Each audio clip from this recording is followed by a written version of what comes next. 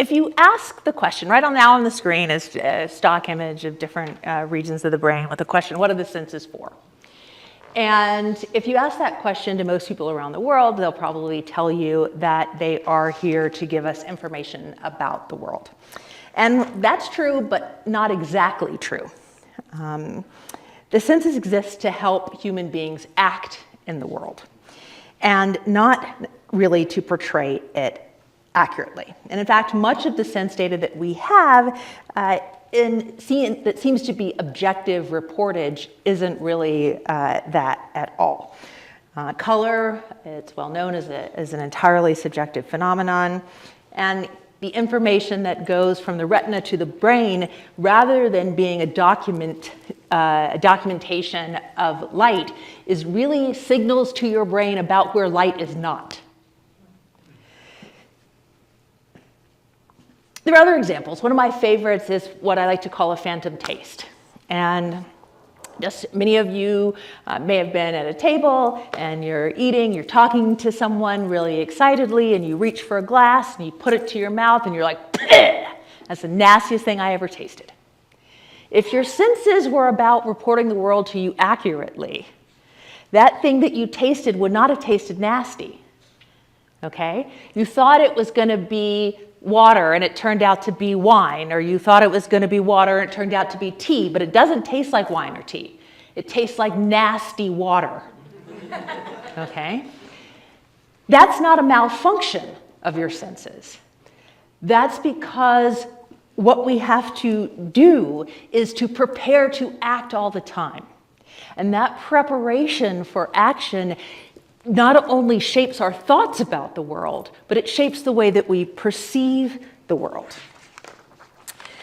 Now, the framework that people often use to describe it is has been popularized by Kit Friston, who is a British neuroscientist who said in the 20th century, we thought the brain extracted knowledge from sensations.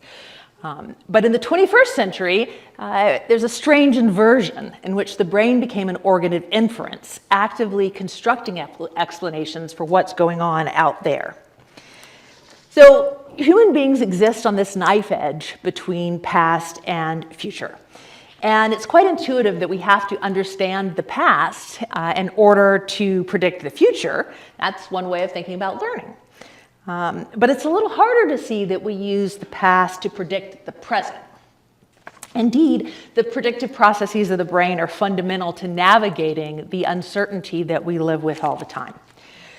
Because action is the goal of perception, we not only care about what an object is, but what we can do with it, how we might feel about it, how we might react to it. And so perceptions reveal the ways that we can manipulate the world around us, and even change the objects that we perceive and the environments in which we live. But in order to do that fast enough to be useful, we have to predict. And the brain anticipates what it will perceive, much in the same way that when you're typing on your word processor, it imagines what you're going to say and starts to fill it in for you. So this is why the phantom taste mistake is not a mistake. Your brain has started actively constructing the world based on the predictions that it made about where that glass was, what you knew was in it, and where your hand was going to go to grab it and shove it in your mouth. So it's not a malfunction. It's just a prediction that went wrong. What I want you to notice about that is that it's not just that it tastes like watery iced tea or watery wine. It tastes like a nasty combination of those two things, right? So there's a hedonic element to that prediction and to the failure of that prediction. There's a displeasure that comes with it. The opposite can also happen, where you feel extra pleasure when it tastes just like you imagined, like when you bite that strawberry and it's a prototypical strawberry and it tastes so full of strawberry goodness that your mouth just explodes in happiness, right? So pleasure and displeasure can come from that interaction between the world you predict and the world as you experience. What's interesting, though, is that that doesn't always happen, Okay, so just because I expect that there's a wall behind me, when I discover that there is something behind me, it doesn't feel extra good. All right. Normally, when the world matches our predictions about it, we just don't notice. So it's interesting to think about what it means when we notice it and how we notice it. And there are theorists, for example, of computer vision, who will argue that the gloss of reality, our sense that something is real and not a dream or hallucination, is the feeling that goes along with a successful prediction. Okay? So that's also what David Hume, the Scottish philosopher, kind of said was the difference between reality and a dream, right? It's just vividity. And that feeling that this is a vivid, veridical, truthful perception is what we experience. And I want to try this out for a minute with a series of line drawings, which I'll describe. So the first line drawing we've got here is a face. It's a cartoon face. And I'm going to move through a set of line drawings. And then I want you to notice how you feel as you're looking at them, if you would.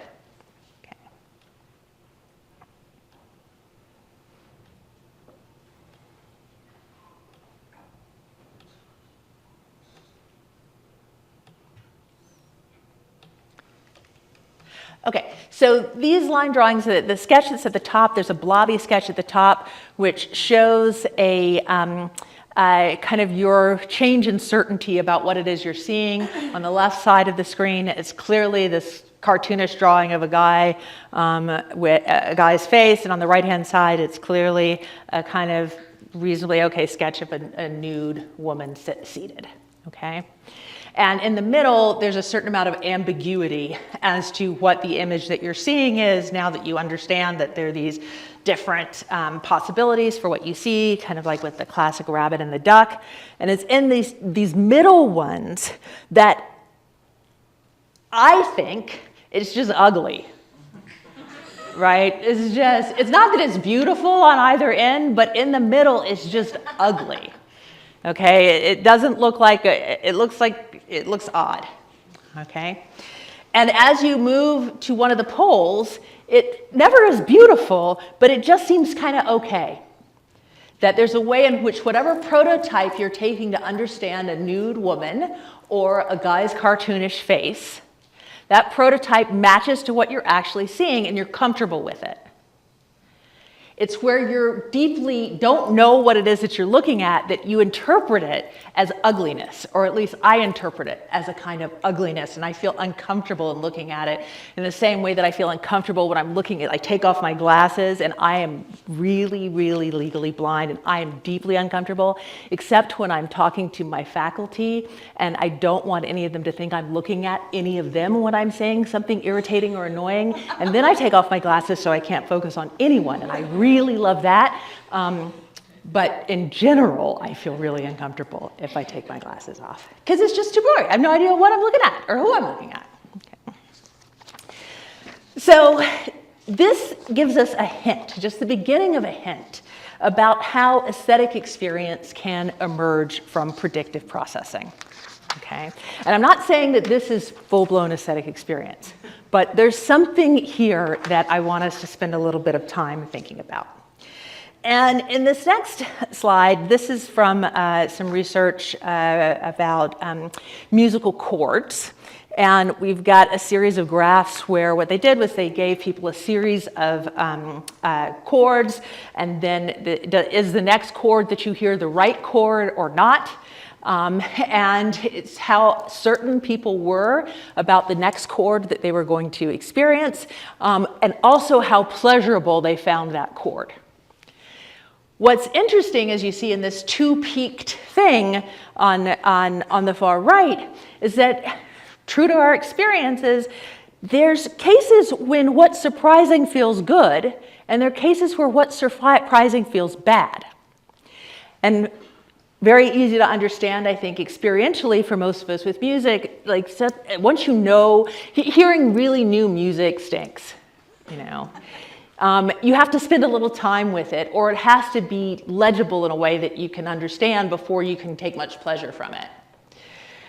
Which makes sense because, any organism needs to kind of know what's going to happen, and so that makes perfect sense that you want to be rewarded for knowing what's going to happen in the world. But we're also organisms that can't be punished for everything that we don't expect. Because if we're punished for everything we don't expect, we're never going to explore the world around us. And you're never going to do anything. You're never going to meet anybody new. You're never going to try a new food. You're never going to meet a new boyfriend or girlfriend or person. Your life is going to stink. So we have to have some way for us to experience newness without it being wrong. Because not everything that's new is bad or dangerous. So the question they asked is, under what conditions is new good? And the interesting answer that they had was that new is, first let's talk about when new is bad. New is bad when you're really uncertain about what comes next, and then you can't even figure out what's after that. Okay, so a surprise in conditions of high uncertainty is awful. A surprise when you think you know what is going to happen is rewarding. And their interpretation of this is because that surprise allows you to refine your prediction. There's nothing you learn when you already can't make any sense of what you see or hear or taste or smell or touch. So another mistake after that, it's like another F on that paper after you've already gotten 6. I had that discussion with one of my children today. Okay, it just feels worse, and then you start getting hives and sweating. When you think you know the answer, and then you're slightly off, that feels good, because you've learned something. So the idea is that the level of uncertainty you take into the prediction determines how good you feel about being surprised. And what has happened when that feels good is you've learned how to learn better. That, to me, is kind of cool.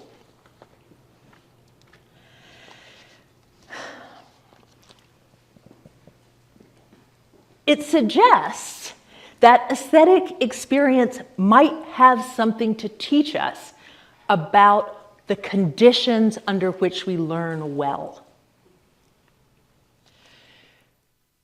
That can be knowledge about the class of objects or events that you're experiencing. Okay, I learned something more about music. I learned something more about hiking. I learned something more about making out, whatever it is. You've learned something more about it, and that's useful. But I have begun to think that it's not just that you have extracted useful information out of your surroundings, but it's because the way that you're processing the information itself brings advantages in how you organize the information and how you can make sense of it. Okay, so first, I want to talk a little bit about how it feels when you find something really beautiful. Not just that kind of like, oh yeah, that's not a bad looking thing, but when you find it really beautiful, really great. So I have 2 examples that I'm going to share. One is from Keats's Ode to a Nightingale, and one is from Donna Tartt. So Ode to the Nightingale, Ode to a Nightingale, sorry. Tender is the night, and haply the queen moon is on her throne, clustered around by all her starry fays. But here there is no light, save what from heaven is with the breezes blown through verdurous glooms and winding mossy ways. I cannot see what flowers are at my feet, nor what soft incense hangs upon the boughs, but in embalmed darkness guess each sweet wherewith the seasonable month endows the grass, the thicket, and the fruit tree wild. Okay, so here's Keats. He's in the dark. He can't see it. He predicts what he sees, and it's fabulous, okay? And he's just sitting there on the cusp of something awesome happening, and then it does, okay? In the Donna Tartt example, this is a character who's talking about what it feels like when something's really beautiful. And they say, you can have a lifetime of perfectly sincere museum going where you traipse around enjoying everything and then go out and have some lunch. But if a painting really works down in your heart and changes the way you see and think and feel, you don't think, oh, I love this picture because it's universal. I love this picture because it speaks to all mankind. That's not the reason anyone loves a piece of art. It's a secret whisper, an individual heart shock, your dream, Welty's dream, Vermeer's dream. A really great painting is fluid enough to work its way into the mind and the heart through all kinds of different angles and ways that are unique and very particular. Yours, I was painted for you. There's a way when something, that extraordinary thing happens, those flowers were meant for me to smell. This world is open to my exploration. It's just right. Okay. Now, in research that I did with some colleagues at NYU, we think we found a kind of neural correlate for this kind of experience, and it was kind of fun. Basically, we gave a set of images to folks from museum collections, and then we put them they saw them in a scanner, they rated them on a scale of 1 to 4, and we saw that for the good, the pretty good, and then, kind of even a little bit better than that, there were brain regions that had a similar don't really care response. There were other regions that had, linear increases around them, but there was a set of brain regions that selectively responded only in that most powerful case. And that set of brain regions is part of what's known as the default mode network, which is a set of brain regions that is often described as responding, as being, as subserving, imagining the future and the past, autobiographical memory, thinking about others' mental states, kind of daydreaming and mind wandering. And after we made this kind of discovery, I got really jonesed. I was like, this is great, okay? I bet we can see this in music. I bet we'll see this in poetry. This is it. This is the key, right? That did not happen. I was really irritated. And then I kept asking myself, what was special about visual art that wasn't going on with these other media, maybe, or what was happening that produced this special kind of co-activation between sensory networks and the default mode network. And then I realized I was not asking the right question. The answer doesn't, I think, have to do so much with what's special about visual art as it does with something else.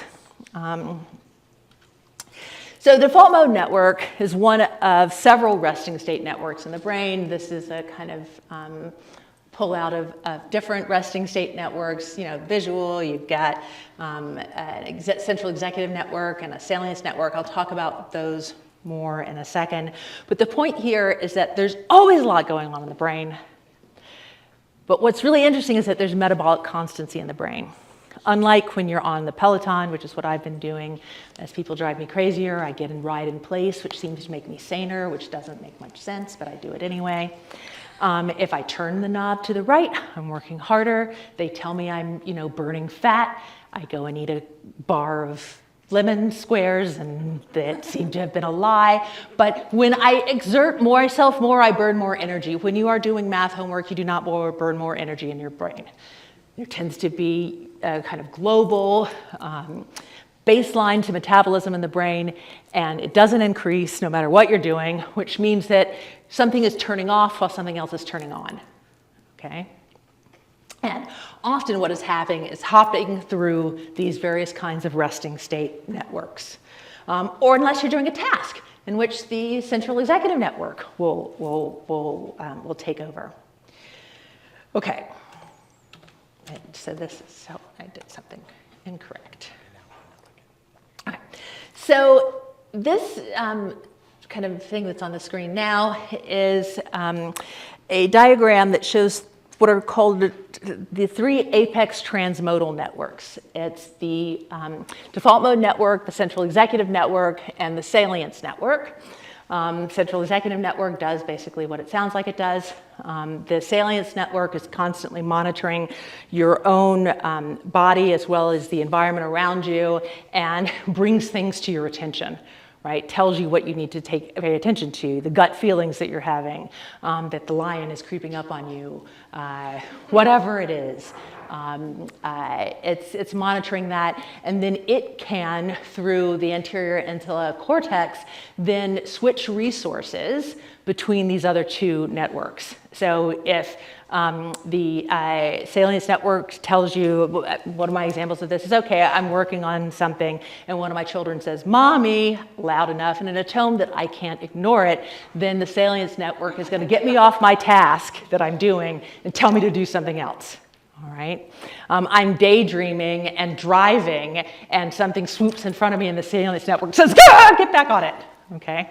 So it's the switching mechanism across these apex transmodal networks, and they're transmodal because they go across all of the senses, and they're kind of the super hubs for brain connectivity, and they are using a lot of processing resources. They have a lot of processing resources available at any one time, and part of that comes from the transmodal part. Right, that it can take what you're seeing, what you're smelling, and what you're hearing, and what you're feeling, and put that together to tell you what needs to be paid attention to. Okay. Now, all right. This guy over here. That's good. All right. So this slide, it takes, on the left side, there is activity in brain regions from an experiment that I did with several colleagues, in which we showed them this same set of images that we'd used before, but this time we were taking continuous ratings from them as to what their response was aesthetically. And then we also decided that we were going to show the art object to them for varying durations, 1 second, 5 seconds, or 15 seconds. And so what you see, for example, is that the default mode network is, as we had seen before, selectively engaged. You see these green peaks in the second row across all exposure times for the most preferred of the aesthetic image, of the visual images. But we found something surprising as well, which was that for the 15-second exposure, you can probably see that most clearly, you also get a rebound in the default mode network response. Which, if in the first case, we were saying, why is the default mode network involved in powerful aesthetic experience? The way that we interpreted that was that kind of heart shock. If the default mode network is about your kinds of self-concept and autobiographical memory and self-relevance, that response is saying, wow, what I see is meaningful to me in a very special way. So why is that happening like a few seconds in, 20 seconds in on the least preferred images? Our interpretation there was that you've looked at this thing for so long, you really don't give a crap about it anymore, and you're back off to doing whatever you're doing before. You're like, I'm thinking about tomorrow. I'm, daydreaming about chicken. Whatever it is that makes you, that you want to do, you're back at it. And so what we see on the right-hand side here then is a schematic of that, what that would look like across the three apex transmodal networks. That when you there's the time, the image onset at the top, the image offset kind of later. On the left-hand side, we go into with this baseline of whatever's happening in the brain.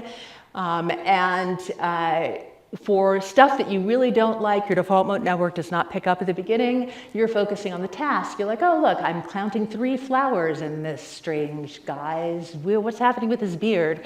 You're task focused until you get bored, and then you disengage from the visual artwork. That's when the default mode network rebounds. On the other side of the schematic, you've got, you really, really like it, and that's when the default mode network turns on a lot earlier, rebounds a lot earlier, and you get this resonance with your sense of self from the artwork. And then once again, why doesn't that happen with music? Because there's a really interesting body of work that shows that this thing called the self-relevance effect. So you know it, like somebody calls your name in a loud cocktail party, you're like, oh yes, you mean me, okay? And music can do that. Somebody will play the song that was on, was streaming when you had your first kiss or whatever it is, and that takes you right back to that moment. So if the default mode network is going to be heavily involved in that with visual art, why wouldn't it be involved in that for music? That just made no sense to me, and I kept banging my head against this. And then the light went on. Because there are conditions under which you get the default mode network engaging with music, and it's often with free listening to familiar music. So it's not that there's something necessarily different about music as a whole, but that there's different things about what you're doing with the music, okay?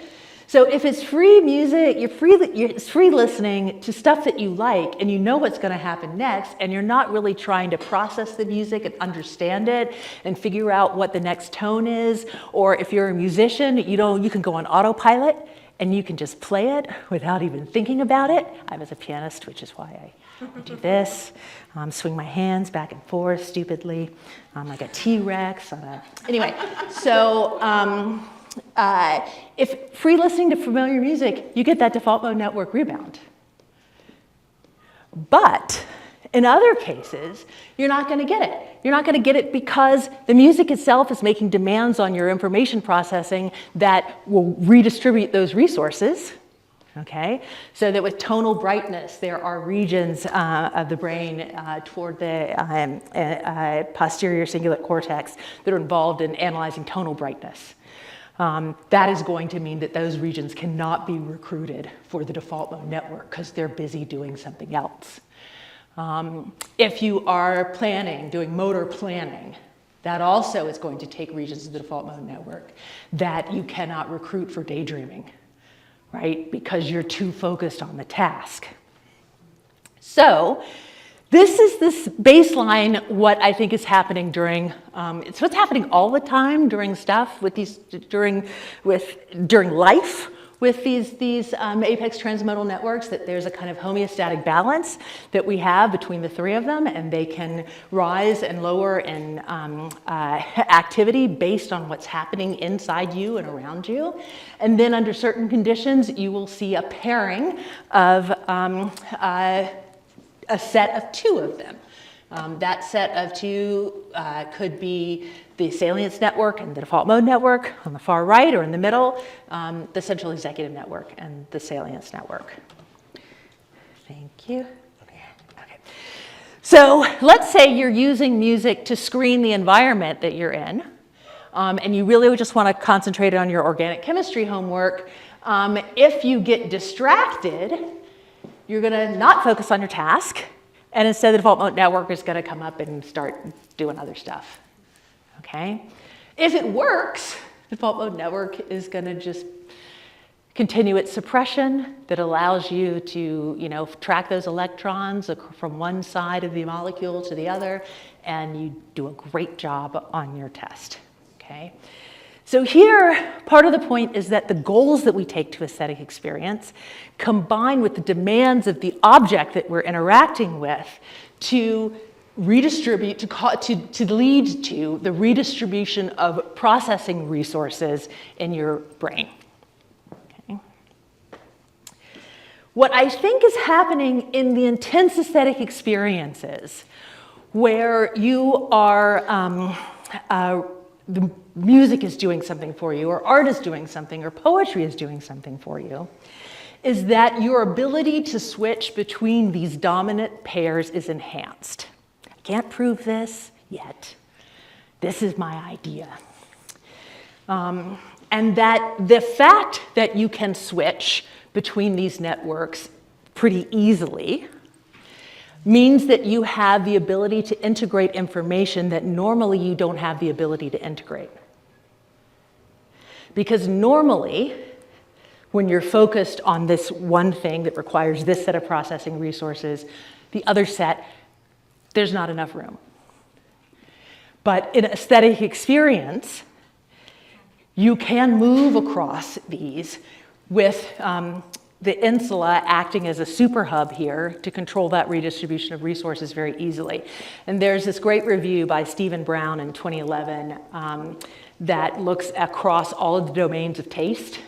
And it's a meta-analysis, and he shows in pretty much every one of them you see enhanced insula activity, which is not proof of anything, but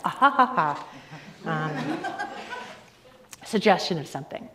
So what I'm arguing is that the probabilities of switching between the dominant pairs is going to increase in aesthetic responses. And this is a Markov diagram where the lines basically would be the probability of staying within a particular conformation, moving back and forth between one set of networks or the other. And you can determine these probabilities experimentally. So essentially going back to this, excuse me, example before, that in the, for the most preferred aesthetic visual art objects, the probability of switching to the default mode network from the central executive network is close to 1, okay, at these time points where you see the peaks. For the least preferred, the probability of switching to the default mode network at those time points is really poor. However, 20 seconds out, for the least preferred, the probability of switching increases. So we've got this magic window in which there are different probabilities for switching between the networks that occurs based on your aesthetic experience. That's what I'm suggesting. Okay.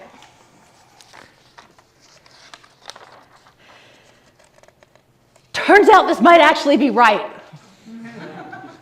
I love that. It still could be wrong, but it could actually be right. So this is research that came out this year in PACA, where Dai et al. Used dynamic functional connectivity measures to show that there's more frequent switching related to auditory and visual brain regions, the orbital frontal cortex and default mode network areas during listening to beautiful music passages compared to non-beautiful music passages. He was not trying to test my hypothesis. They were not, I will say. But I'm like, yes. I love it when I think I might be right. And then I try not to hold it too hard when I'm wrong. As you've seen, because I was wrong a bunch of times in this story that I'm telling you before I think I got a little bit more right, which is why I love the story, because I've seen some opportunities for learning over the course of this many year love affair that I've been having with this kind of stuff. Now, overall, then, what I'm suggesting is that the interaction between these three affix transmodal networks is crucial in aesthetic responses, with cognitive resources allocated and reallocated to maximize information processing about something that's essential. All right, and then we can leave open what that something that's essential is. I've got some guesses about it, but I don't really know. But then these guys have a guess about it. Okay, so there's this group, Italian group, and the first author on this particular paper, Stopping for Knowledge, is Pietro Sarasso. And basically what they were trying to figure out is the puzzle that they were really thinking through is they did a meta-analysis of a lot of papers, of imaging papers on aesthetics. And they saw this kind of puzzling activation of a region called the supplementary motor area. And it's in every one of these papers. And the SMA is not a terribly well understood brain region, but the kind of most prominent consensus around this in general terms is that it really is about motor inhibition and motor control. And what they argue in this paper is that in experiences of the beautiful, you have motor inhibition. And what it does is it slows you down so that you can learn something about the world. That heart shock that Donna Tartt was talking about, or you're just standing there and you're like, whoa, this thing. You know, it's like the Annunciation, when the angel shows up to Mary in all of these Renaissance or medieval paintings, and the heavens open up and a trumpet blows and God has put a baby there. That's it, okay? At least that's what the Renaissance masters were suggesting. So the idea is that we're going to slow down.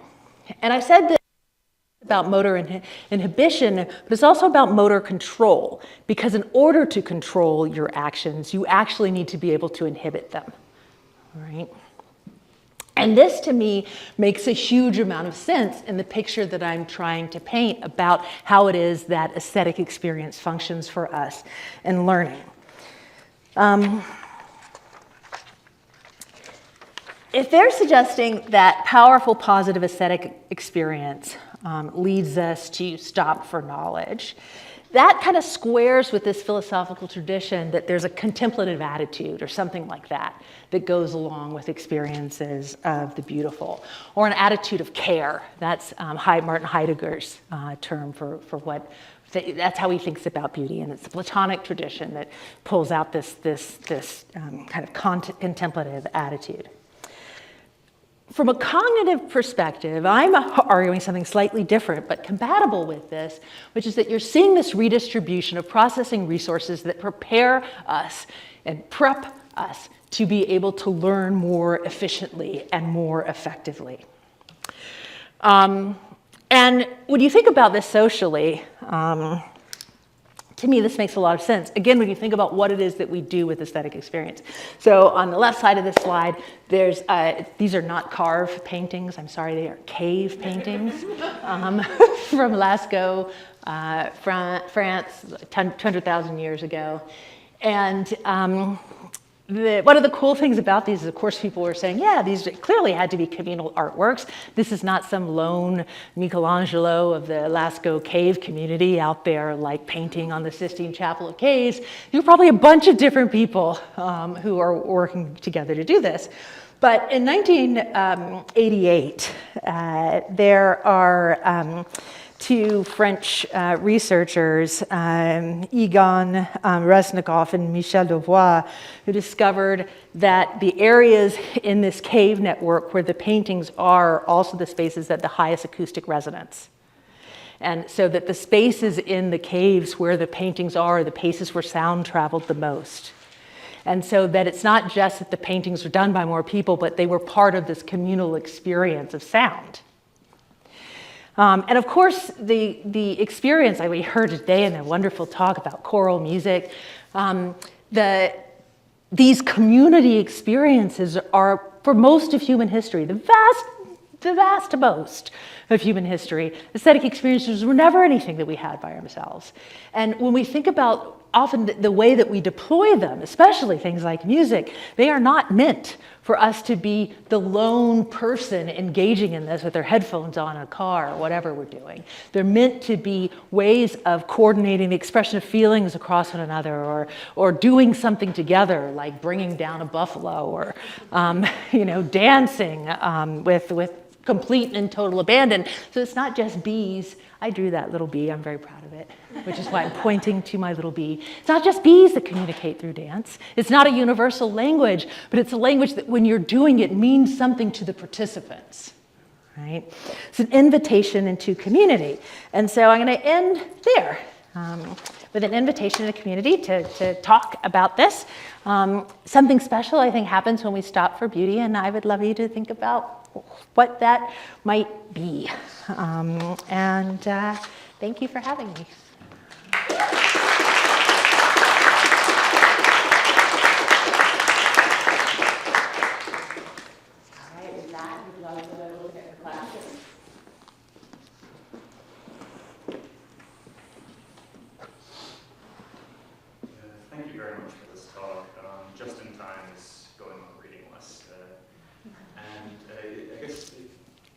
Two quick questions. One is with regard to genre for music, where like if you and a guy, it saw different effects like very structured genres like pop and top 40 versus like noise core experimental jazz. If differences with that, and I'm guessing y'all have already discussed this. There was some experimental jazz. Oh yeah. Mm-hmm. And then the other is, if you could help me get what's happening with when surprise is pleasurable, because some of what you're saying clicks, like with Hannah Gadsby's rule of 3, 1, 2, surprise. Mm-hmm. So like, if you know where the structure is and there's going to be a deviation. Yes, exactly. Mm-hmm. But then with the example of the drink, like when I was 8, I went to get some lemonade from the opaque pitcher in the fridge. I got Bloody Mary instead. It was not pleasant. That's the house I grew up in. But because that seems like it is an expectation that it's broken. Whereas like in situations with high variance, like how can there be a surprise, I guess? In situations with high variance. high variance, how can there be surprise? So we did some experiments that Natalie is, I think, thinking about here, where we took electronica, jazz, and then classical music, and then for reasons that you can understand, the electronica and the classical had the highest predictability, and people could make aesthetic evaluations of them quite quickly in a short period of time. And certainly on the dance music, because if you can't get that in like 4 seconds on the dance floor, you're done, right? Especially the way most people dance. But with the jazz, where the highest expectation is for productive deviation, that's going to take you longer to even decide whether or not you like it. So I think that's going very much like, so when against a high variability background, just the conditions under which you're going to have to be monitoring what it is that you are hearing or seeing or whatever are going to be quite different than when you have the low variability background. So genre certainly matters. Does that answer? I think that might answer both sides of the question. Yeah. Okay. Lisa Simpson's line, you have to listen to the notes she's not playing. Yes! Yes, that's exactly right. This was so fascinating and rich. I am always skeptical of neuroscience's binary approach to thinking about pleasure and displeasure as a possibility for queer pleasure or non-binary gender identity. So what is about the pleasure of masochistic delay or something like that, and how does that challenge? Yeah, that's a great question. That's a great question. The nice thing about this sort of argument that they're making about music, I think, is that it queers all of our pleasures, or many in a lot of ways, because it says that it's very much depending on the sense that you've already made about what's happening to you, right? And so once you start making sense for yourself about what is happening inside you, with you, and around you, your landscape of pleasure is going to look very different from the person next to you. If you're very lucky, it looks quite alike, but much of the time it might look very different. And so this gives us a way of understanding individual variation, or even or ways in which individuals can be sorted by the variations in their pleasures differently.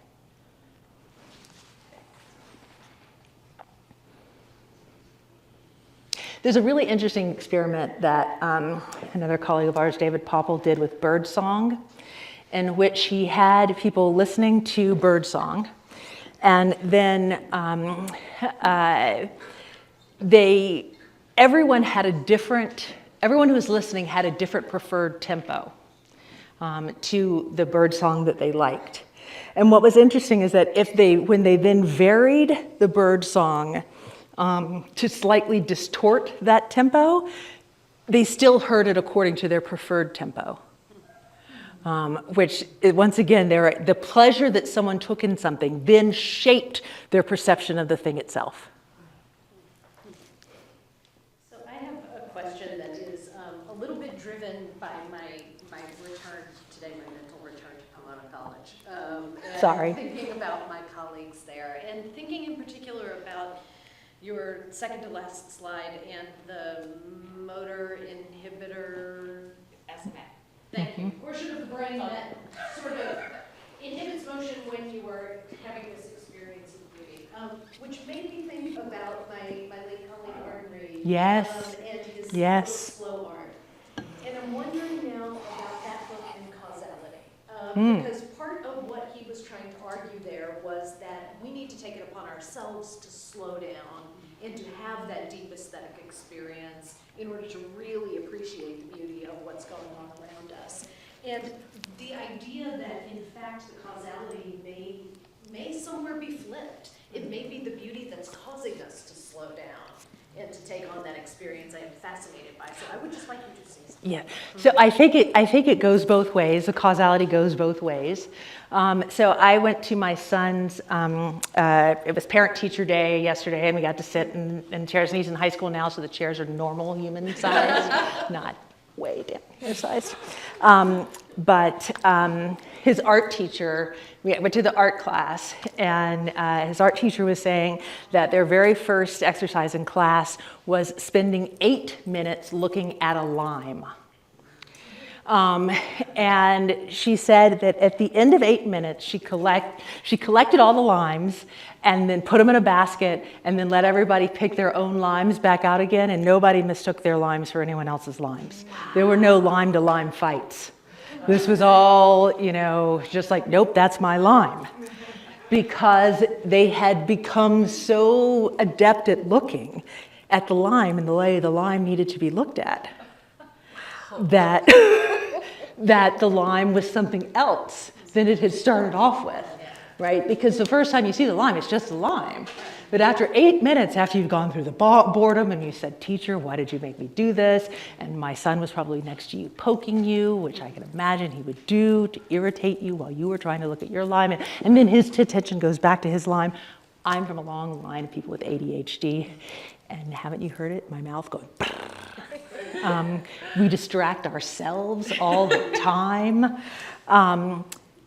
The causality there, she had been able to induce the beautiful experience by leaving you with the lime and having you look at it. So that can happen, or sometimes the lime can just reach out and grab you. Yeah.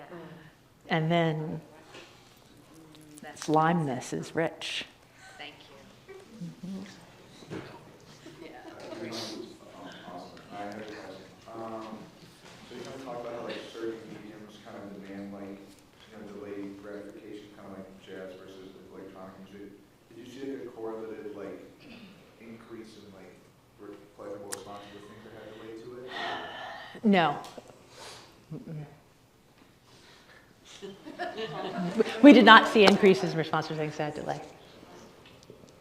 Okay, so you may have touched on this a bit already, but did you, I guess my question is, I know that you were talking about how the aesthetic experience can relate to turning on a specific part of your brain and allowing you to switch between different parts of your brain, but that also is kind of wrapped up in surprise.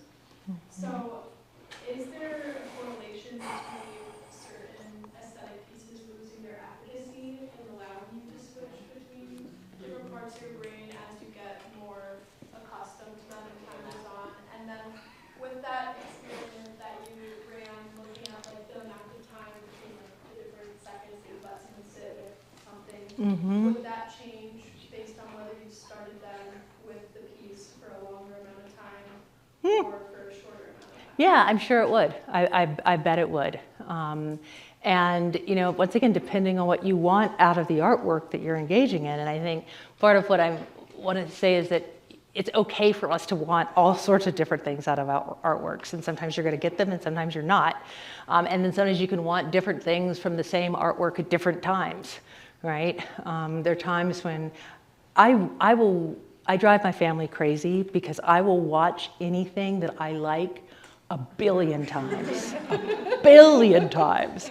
And I will read anything that I like a billion times. And then there's some members of my family who find that intensely irritating, right? So I think there are also things about you yourself that will shape whether or not, what exactly happens when you're in that extended response.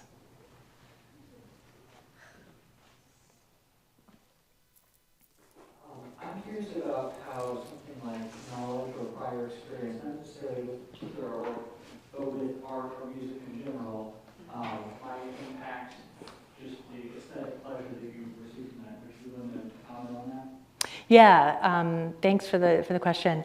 So the example of familiar music, where I talked about if you're a musician and you're playing something familiar that is relatively easy for you, there are going to be completely different things going on in your brain. And I would say different pleasures than if you are trying to play something that is really new to you and really hard. And so, for example, if you're playing something really new to really hard, maybe the most important pleasure that you're getting is not going to be the pleasure for the music, but the pleasure of getting it right yourself, right? While the free music, so that's the task-related pleasure, as opposed to the more wandering pleasure. So there are definitely things about expertise here. And then there are, I would say your ability to notice different things. Right, so I will read a poem 100 different times and will notice something new. I was joking with Michael a little while ago that I was rereading the Elfstones of Shannara for like the 9,000th time, but I haven't read it in maybe 15 years. And I said I totally destroyed my pleasure in this familiar, lovely piece of literature.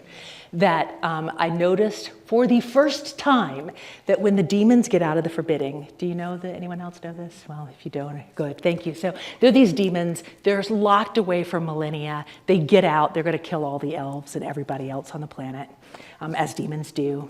And I first noticed that the demons are wearing clothes.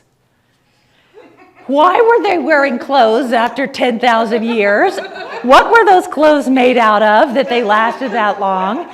And I could not enjoy the next, 150 pages because I was that irritated that Abercrombie and Fitch was evidently tailoring in another dimension. Okay? And I texted my brother at 1 a.m. and woke him up, and then he got mad. Mainly about the Abercrombie and Fitch part. That was his line, not mine. Yes.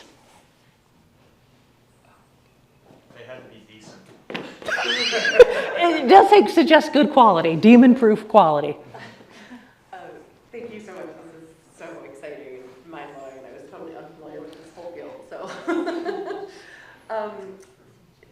just based on what you just said, I'm thinking my own students frequently tell me that I ruin things for them by making them think too much about it. But they also they seem to like that too in a way. They say you've ruined this for me, but they're a little bit excited about how they're not looking at their Pixar childhood favorites the same way.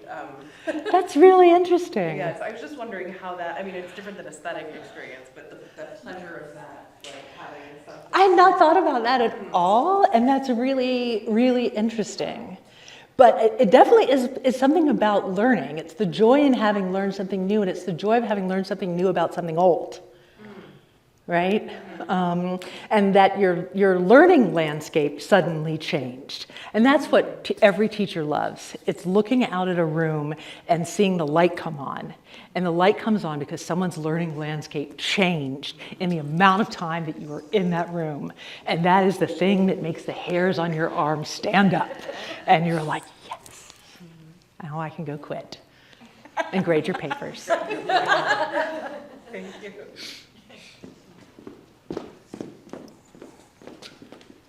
Thank you so so much. I too am not familiar with this field, and yet found various ways in my resistance to the term beauty from disability aesthetics, but then liking to hear it opened up to the sort of personal and particular beauty through your work. I have this question that's kind of maybe an extension of a question that we've been getting at, but there's this notion about how musicians, through their knowledge of music, maybe have a different access to it. Has there been research on whether artists who do the particular visual art form are so done in? Okay. Yeah, absolutely. And I just, looking at Jen's work, I was thinking, right, as a sculptor who does texture, her understanding of drawing, I'm sure, is pretty much very, very different from most people who do line drawing. And then I think you could see that in the work that she had up with the children, right? And the sort of the tenderness of the faces and the curves of the faces and the folds of their clothing and all of that, right? As someone who works a lot in 3 dimensions, not in 2. And I think you could see that from people who do impasto paint that's pulled up, as opposed to people who do flat things, and how they're seeing texture and thinking about texture and stuff. So yeah.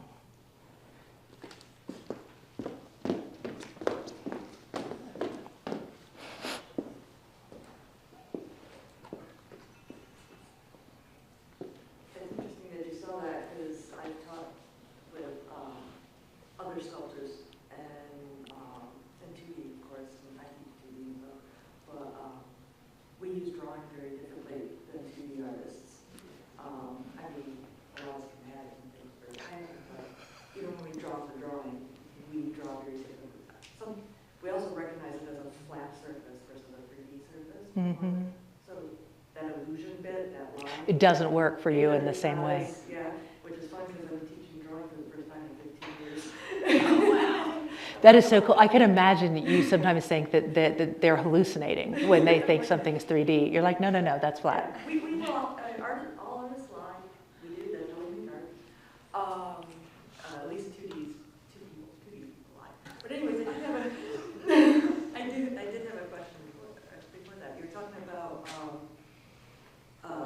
being able to watch something over and over again, kind of much the same way. But I wonder about exterior context and levels of stress, or even just overload. I was thinking about this during lockdown of COVID, and I remember someone mentioned something like that, but I noticed that I went back to watching the original series Star Trek, and I haven't seen that 10 million times, right? And even when it would go through them all and then go back and start at the beginning, I would keep watching it, trying to know it crazy. But there's something comforting about that. Mm-hmm. And then you do notice some new things and such, and I was introduced to it when I was a kid, so you see different things. But I remember what was mentioned, something that it's like overload, so we go back, we're finding comfort in that, so our brain really can't, because I really didn't want to watch anything new either. I was just in the, your brain can't handle it.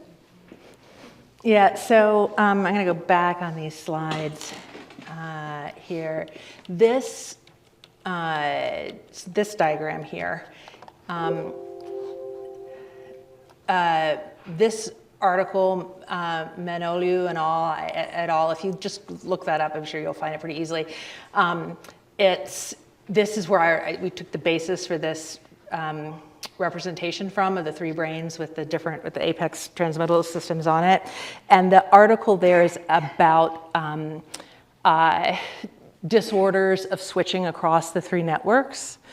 And if I remember correctly, one of them, I don't remember if this particular one was about PTSD or not, but you can, just knowing what these networks do, the salience network is the apex of the apex, okay? Because it is the one that has the privileged fast access to the other two. It can act on them directly, and it can also modulate the crosstalk between them.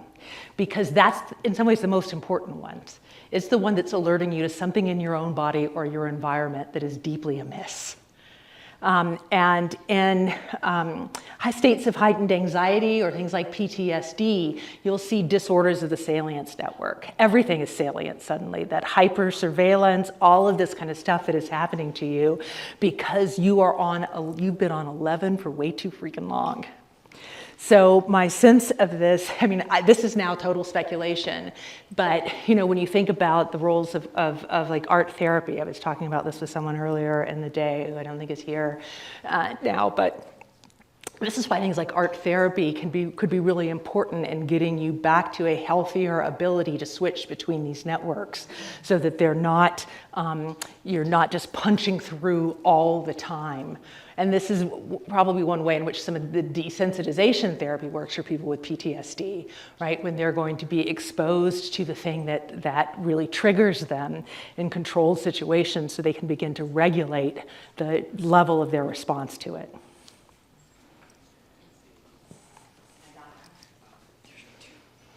So I think about that little boy who was crouched over his sister.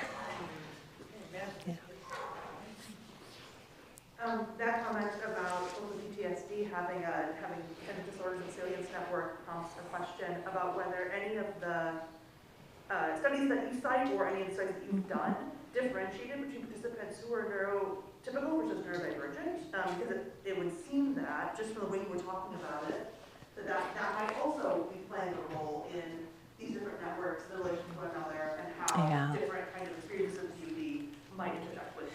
Yeah, so there's more and more work that's being done here, and we need a lot more. There's a guy named Anjan Chatterjee at Penn, who's a neurologist by training, who has been doing a lot more work on aging and dementia.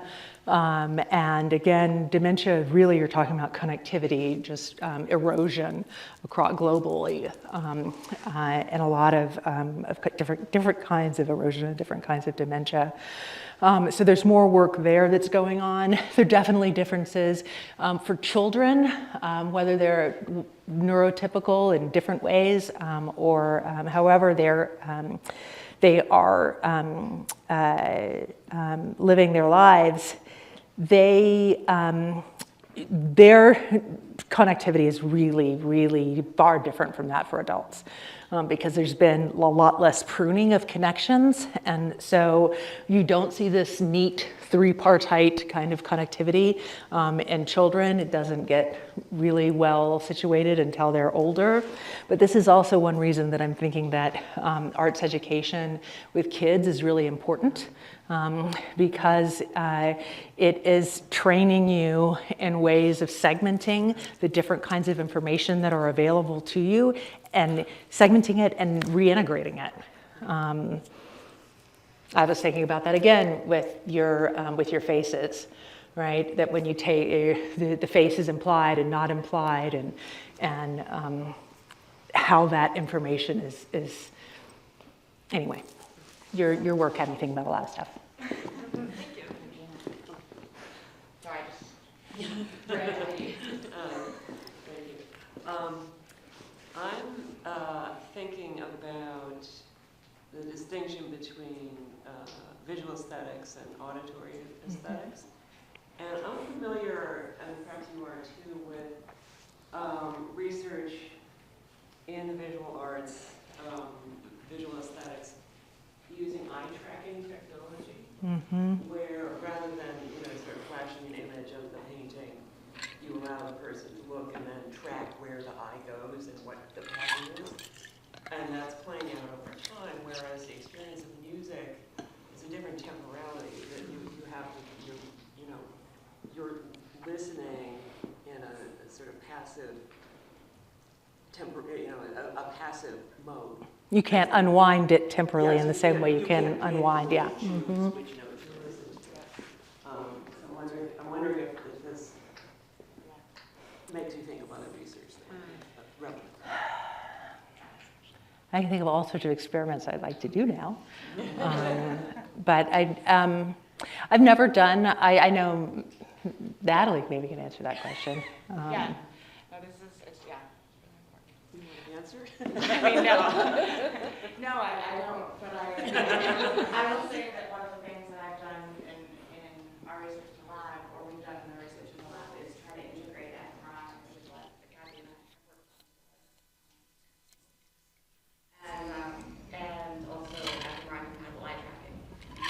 So that you can begin to ask those kinds of questions. Right now, it's not that it's so difficult, but in order to integrate both of those informational packages, it's really quite complicated. But it is they're two compatible technologies, so you can, in fact, take a study like the one Gabby's describing and begin to think more complicated about that technology. And you're exactly right. A lot of the eye tracking work on the arts does suggest, right, that we are moving through this. And you can actually you can see images where the artwork actually unfolds, like piece by piece, as the person goes through it, right? And we do know that unfolds. So I think this question of temporality is really crucial. I think there's some really interesting multimodal things that you can do too. Like when people are, because a lot of people when they're listening, their eyes are moving all the time, right? While we're standing together, I have a totally dork out question. Dork away. So in our fMRI of Jane Austen and reading, close reading and pleasure reading, so we did an fMRI of close reading and pleasure reading, and looking at differences in attention to looking at a chapter of Jane Austen. And one of the things that we actually saw that we could never quite make sense of for close reading was SMA. So you basically broke my mind. I didn't break your mind. Pietro Sarasso broke your mind. Yes. So we have to come back. So basically, I want to hear what Gabby thinks that means, but what I would suggest is that what this could say is that the act of close reading is a form of stopping in time. That's what I would, yeah. Both by being captured by a moment that captures your attention, but then stopping to linger over it long enough, because one of the amazing things about the experiment, I think, was actually not the brain scan activity, but actually the fact that people memorized and then could recall in open-ended essays by memory quotes over 170 different times from those passages, just in the sections they close read. And so this suggestion that might be part of this difference between pleasure and close reading. Well, I think it is distorting time, going back to Arden's kind of slow art thing. And my son's teacher, who is getting him to, look at that line for way longer than any 14-year-old wanted to look at anything, except for Genshin Impact, which is his complete video addiction.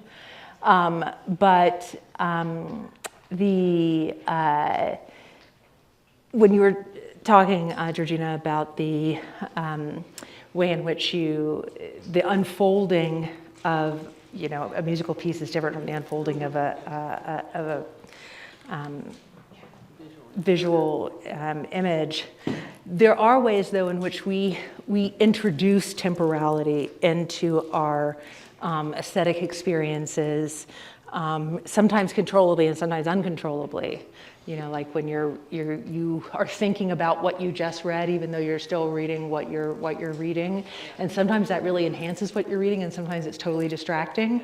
And there is this way in which we fold time in our aesthetic engagement because of what we want to linger on and linger over, and what we want to anticipate, right? We are absolutely at time. And so Thank you.